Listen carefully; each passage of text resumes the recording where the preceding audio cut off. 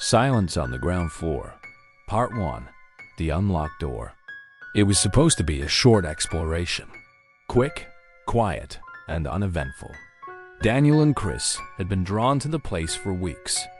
An old government building decommissioned, fenced off, yet somehow still connected to the city's power grid. The kind of building people walked past without noticing, or tried not to. There were rumors, sure. Lights turning on in the middle of the night. Sounds. Movement inside. But the official record said it had been empty since 2003. Daniel managed to get the keys from a friend at City Hall. He didn't ask too many questions. The guy handed him the set without making eye contact. "Only use it if you really have to," he'd said. What does that mean? Just don't stay long. The main door clicked open without resistance. Inside, the air was still, heavy. Not dusty, not moldy, just still, like it had been holding its breath for years. Daniel turned on his flashlight. Chris followed, holding up his phone to record everything. He'd been the one pushing for this video. Urban exploration, abandoned places, his channel was full of it. But this one felt different. Even he knew that. The front hall was surprisingly clean. Furniture still intact. Reception desk with folders. No graffiti, no signs of break-ins. Almost like someone had been maintaining it, or worse, had never left. "Weird," Chris muttered. Daniel nodded. "I thought this place was supposed to be gutted. Maybe they never finished. Or maybe it never actually closed." They moved past the reception, down a narrow hallway. Fluorescent lights above, most of them dead. But one flickered weakly. Then something subtle happened. A faint click like a door closing somewhere deeper inside the building. Chris froze. "Did you hear that?" "Probably the wind," Daniel replied, knowing full well there was no wind in a building sealed shut for 2 decades. They continued. At the end of the hallway was an elevator. Dead, as expected, but next to it, a steel door. No label, no window, just a handle. Daniel tried it. It was unlocked. "It goes down," he said, shining the flashlight at a concrete stairwell. Chris looked at the stairs, then back at Daniel. Why would a City Hall building have a basement without floor markings? Daniel just stared. "Let's see what's down there." He stepped onto the first step. The light dimmed. The air grew even heavier. And from somewhere deep below, something exhaled. Part 2. The sound that doesn't echo. Daniel pointed his flashlight back up the stairs, expecting to see the path they'd taken to the entrance. But the beam only lit up more of the same stone hallway cold walls. No windows, and no end in sight. "This makes no sense," he muttered, stepping forward. Chris had already put his phone away. He wasn't filming anymore. His eyes were locked on the darkness ahead. We went up. 2 full flights. There's no way this leads to a basement. Daniel pulled out the printed floor plan he'd gotten, an old blueprint from the 70s he'd found in the city archives. But the floor they were standing on simply didn't exist. It wasn't a sublevel. It wasn't a storage area. It wasn't anywhere. And yet, they were there. "Daniel, listen." They both went silent. At first, it sounded like static, a faint hiss, like an untuned radio. But it wasn't coming from any speaker. There were no wires, no power. And yet, the sound filled the air. "There's no echo," Chris said. He was right. Even their footsteps sounded muted, like they were walking through fabric instead of air. Their voices felt distant, like there was something between them and the walls. They walked quietly for several minutes. No doors, no windows, just the same repeating stone texture. And then, up ahead, a small opening. There's something there. It was a heavy metal door, slightly ajar. Daniel stepped closer and pushed it open. The hinge creaked, not sharply, but dry and slow, like the air inside resisted movement. The room was small, maybe 3 meters by 3. In the center, an old wooden chair tipped to one side. On the walls, faint circular markings patterns drawn in the dust, like someone had run their hands along the surface. Daniel. Chris was pointing to the floor. In the dust, footprints. But not theirs. Smaller, repeating, leading straight to the far wall and then stopping, as if whoever had made them had simply walked into the wall or vanished. Dude, this is all kinds of wrong. We need to turn back, Daniel agreed. But when they stepped out of the room, the hallway had changed. Where before there had only been stone and shadow, now there were small rectangular openings, windows covered in what looked like plastic or dark paper. Behind them, shapes, not clear, just a suggestion that something was standing on the other side. Don't run, Daniel said. I know. They kept walking, slow and quiet.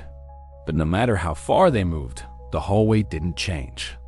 Same spacing, same shadows, same feeling of being watched.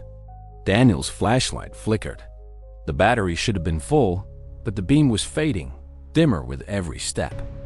There's another sound. True. Alongside the static, there was now a deep, low vibration like something humming beneath the floor. Not mechanical, not electric, almost like something alive. And then, ahead another door.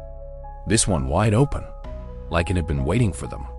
Inside, a spiral staircase of dark iron, descending further underground. This wasn't here before, Daniel whispered. Chris stared at him. Dude, we went up, then tried going up again. And now, the only way is down. Silence. The kind of silence that presses on your chest. Daniel checked his phone. No signal. The time, 10:09 p.m. The same minute since they'd entered the hallway. Chris didn't bother looking at his. He just took a deep breath. If we go down there, do we come back? Only one way to find out, and so they descended. Each step sounded dull, like the stairwell was swallowing the noise. Every footfall deeper than the last, until they heard it again. Not a shout, not a voice, just a sound. Breathing, slow, deep, like someone was waiting for them. At the bottom of the stairs. And still, they kept going. Part 3.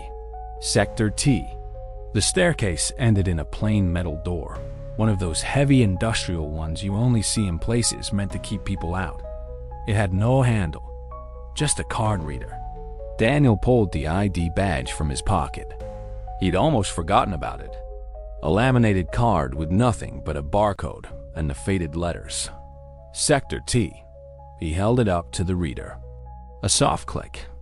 The door slid open, just enough to let them through. The hallway beyond was completely silent. Not the silence of a forgotten place, but the kind that feels intentional, as if noise itself wasn't allowed there. This isn't abandoned, Chris whispered. He was right.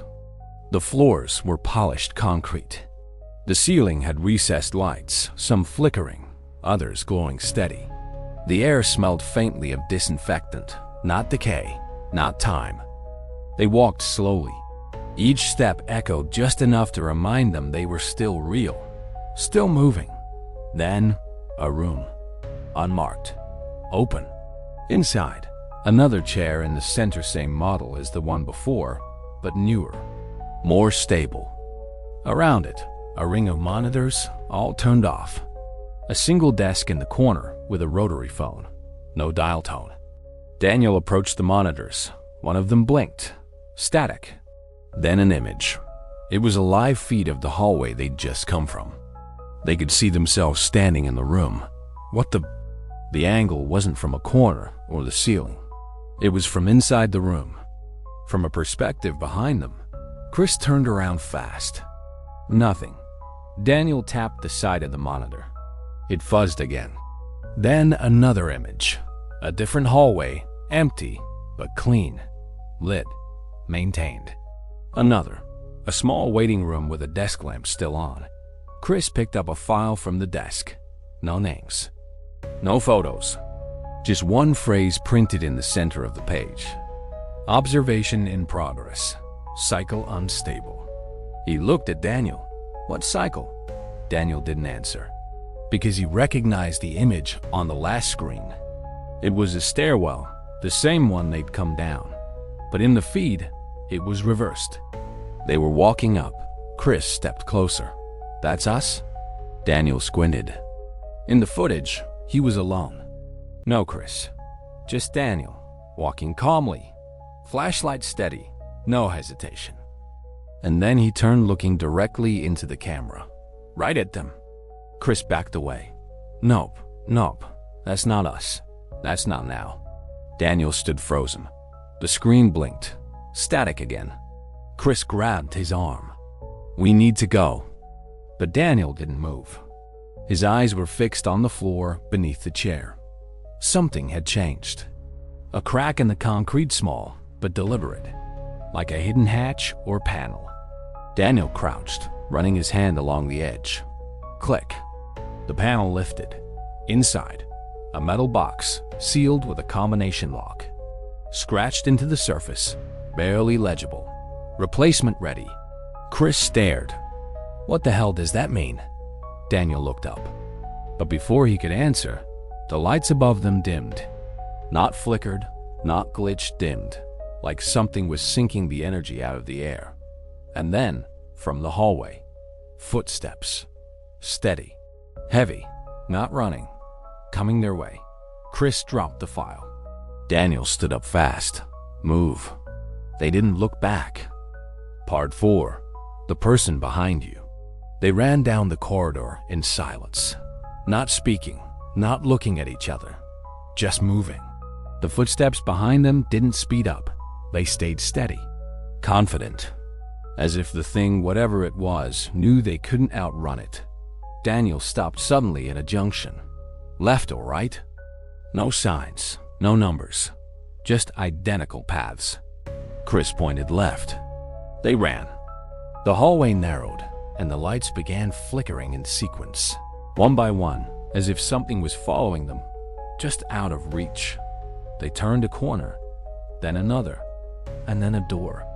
Different from the others, wooden, slightly warped. It looked like it belonged in an old office, not in an underground structure. Daniel grabbed the handle. It opened effortlessly. Inside, the room was normal. Dusty, cluttered, like someone had been using it as a storage space. Old metal cabinets, a desk, papers yellowed with time. A smell of cardboard and rust. Chris slammed the door behind them and locked it. Silence. They both exhaled. "We need to find a way out," Chris said, pacing. Daniel didn't respond. He was staring at a map pinned to the wall. Hand-drawn, faded red ink. A floor plan. But it wasn't of the building above. It was the underground levels, more than one. 7 floors, labeled in pen. Sector T. And at the bottom, Observation Core. This place was never for the public, Daniel muttered. Chris turned to him. This wasn't the city office building. This was something else. Daniel opened one of the drawers. Files, each marked with a date. Each folder stamped. Rotation complete. Inside brief reports. Cold, clinical. No names. Subject accepted. Companion decoupled. Cycle duration 18 months. Subject rejected. Companion remained. Restart initiated. Chris read over his shoulder. What the hell is this? Daniel didn't answer, because on the last page, in the last folder, there was something different. A name. Daniel Whitmore. That's not possible, Chris said. Daniel slowly flipped the page. Subject returned. Memory fragmented. Companion reinserted. Monitoring resumed. Chris backed away. No, that's not Daniel. We came here together. You remember how we met? Chris frowned. Yeah, of course. College, freshman year. What school? Chris opened his mouth. Nothing came out. City? Nothing. His face went pale. Daniel looked him in the eyes. I don't think you're supposed to leave with me. What are you talking about? I think this is where we split. Like the others. Chris was already shaking his head. No, I'm real. You and me, we've done stuff. Daniel opened another drawer. Inside, a set of badges, all with the same name, Chris. Different faces, same name. Some photos faded, others scratched out, some blank. Then, a knock. From the door, not pounding, just 3 slow taps. Chris's voice cracked. Don't answer it. Daniel stood still. More knocks, each one louder. The doorknob began to turn slowly. Chris backed into the corner. Daniel, please. Daniel stared at the door, and the door stared back. That's how it felt like it wasn't wood anymore, like it was watching them. Then, the doorknob stopped. Silence. Daniel stepped forward. Chris shouted. But the lights cut out, and the room fell away. Part 5. The Purpose of Sector T. The breathing in the hallway seemed to match the rhythm of Daniel's heartbeat.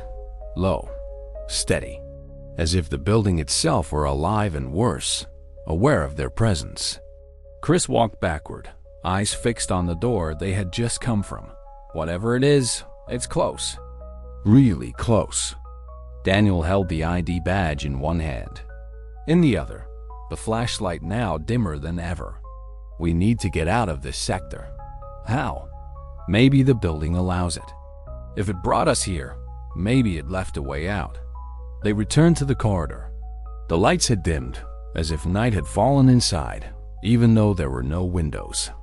Every door was shut, except one. The one at the end of the hall. They hadn't noticed it before.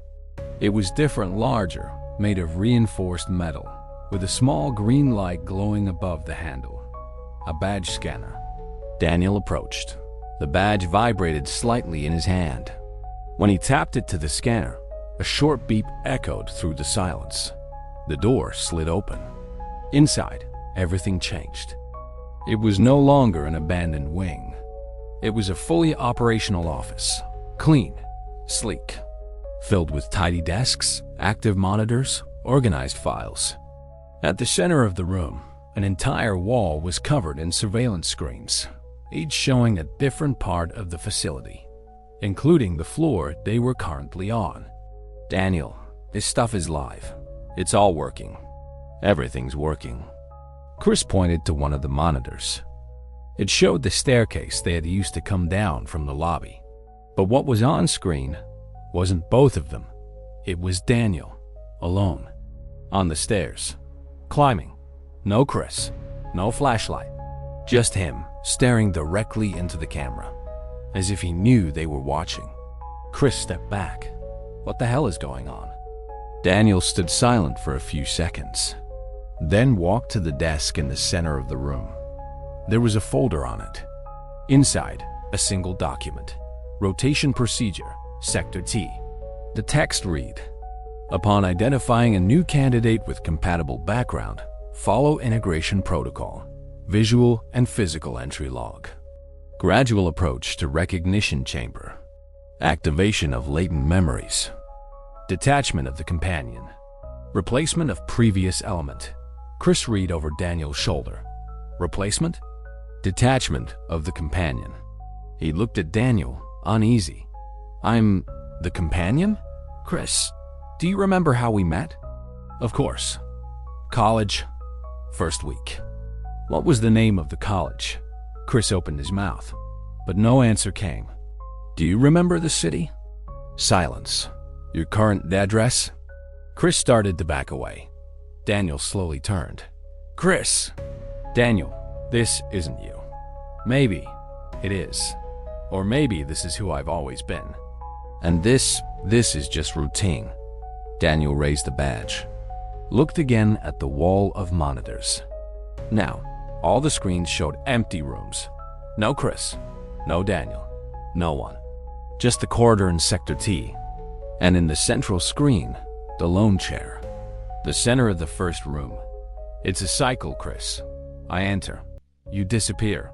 And someone takes your place. The alarm went off, not loud, not shrill, but a deep, steady tone, almost like a summons. The green light above the door faded, replaced by red. Chris stepped back toward the entrance, but it was gone. Only a wall. The room now had just one exit, a metal hatch that had opened in the floor, revealing a staircase going down again. Daniel took a deep breath. "It's time to descend," Chris shouted. "No, we have to get out. This is manipulation. It's programming. You don't exist outside this place, Chris." Daniel walked toward the stairwell. "But thank you for getting me here, for keeping me stable. That's what you were meant to do." And then he went down. Chris ran to the hatch. But when he looked inside, there were no stairs, no light, no Daniel, only emptiness. Part 6, Activation Log. Daniel descended through the hatch, unsure if it was impulse or obedience. His feet landed on a cold, smooth metal floor. The space around him was dark, except for a single faint beam of light from the ceiling, revealing a wide circular room cloaked in silence. The walls were covered in foggy mirrors, as if the air itself prevented any clear reflection. At the center, a chair, the same from the first room, now facing him. Daniel walked toward it slowly. There was something about the silence here that felt different. Not an absence of sound, but the presence of listening, as if something or someone was paying attention. Next to the chair, a small metal table held a single object, an old reel-to-reel recorder, already on, playing a single loop. Daniel pressed the pause button, then rewind. The tape hissed softly as it wound back. He pressed play. The voice was his. Younger, maybe in his early 20s. Entry test. Name, Daniel Whitmore. Status, primary subject. Tier T. Procedure initiated. Base memory removed. Assigned function. Observer. Cycle in progress. Daniel froze. The tape continued. First pairing initiated with synthetic element designated Chris. Purpose: maintain emotional stability until final activation. When return identification is complete, replacement will occur and the new cycle will begin. He pressed stop. Chris was part of the system. Daniel looked toward the mirrors. His reflection was now visible, but there were two, one real and one subtly different. In the copy, his face was the same, but the eyes looked darker, older, or more aware. And then, a new sound. Footsteps. Slow, coming from the metal stairs he had just ascended. But when Daniel turned to look, no one was there. Then the recorder clicked back on by itself. The tape resumed, but now with a new voice. Presence confirmed. Final cycle in progress. Primary seat unlocked. Full memory will be restored upon voluntary acceptance. The light in the room changed. A stronger beam now fell onto the chair. Daniel hesitated. His body trembled, but not with fear, with recognition. He knew the chair wasn't a trap. It was a return point or a reset. Slowly, he sat down. The moment his back touched the chair, the mirrors blinked. The images began to shift, no longer reflections. Now they showed scenes past cycles. Himself entering the building, but in a different era. Different people beside him, blurred faces with no identity. The surveillance room. The folder with his name on it. The chair. Always the chair. And in every cycle, Chris appeared, with a different face, but the same mannerisms. The same lines. As if programmed to keep Daniel within certain boundaries. Then, one final image appeared. The screen showed the ground floor. The real one. Daylight. The front door stood slightly open. A city inspector was outside, securing the entrance with a new padlock.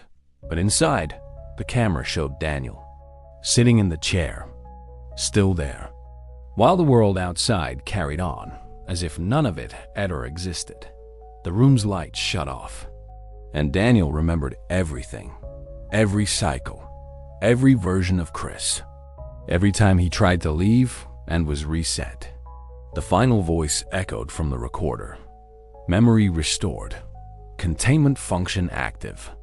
Initiating next cycle in 3, 2, Daniel didn't move.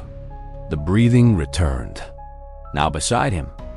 But he didn't look, because he already knew who it was. And he knew that next time, it might be different. Or exactly the same. Part 7. No exit logged. 3 days later, a city crew showed up at the entrance of the abandoned building with orders to reinforce the perimeter. The old municipal building had been scheduled for demolition for years, but delays kept piling up, always unexplained. This time, the reason was clear: an anonymous report of unauthorized activity inside. From the outside, everything looked the same: shattered windows, faded graffiti, doors chained shut, no fresh signs, no evidence of entry. But something caught the inspector's eye: a key, tied with a piece of rusted wire to the handle of a side door, as if someone had left it there on purpose. It was the same key Daniel had used to get in. The inspector turned it. The lock gave way easily, almost like it had been oiled recently. Inside, the main hallway was dark but clean. The air was far too dry for a place sealed off for so many years. The techs snapped photos, took notes. At the end of the shift, one of them said, "Smells like a closed-up place, sure, but it also feels like someone was here yesterday. Or maybe still is," the other joked. They laughed, but not comfortably. Just before leaving, one of the newer techs, young, curious, pointed toward the ground floor, where a door hung slightly ajar. "There's a light on in there." The supervisor ordered them not to touch anything. They'd seal it all up again. But before that, he stepped in to check, alone.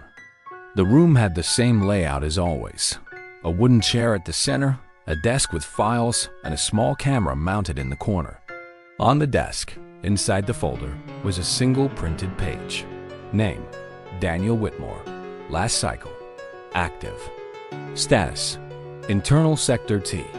Current observer. Awaiting designation. The inspector glanced around and felt something strange. Like he had been there before. Like he knew this place. As he stepped out, he looked back at the chair one last time. For a fraction of a second, he could swear he saw someone sitting there. But when he blinked, the chair was empty again. He locked the door, left the folder exactly where it was. And without knowing why, he hung the key back on the same hook, just outside. Deep inside Sector T, the monitors flickered back on. Cameras active, corridors clean, chair repositioned. And in the center of the underground room, Daniel, eyes closed. He wasn't sleeping. He was waiting. If you liked this creepy story, hit like and subscribe for more. Stay curious and stay safe out there.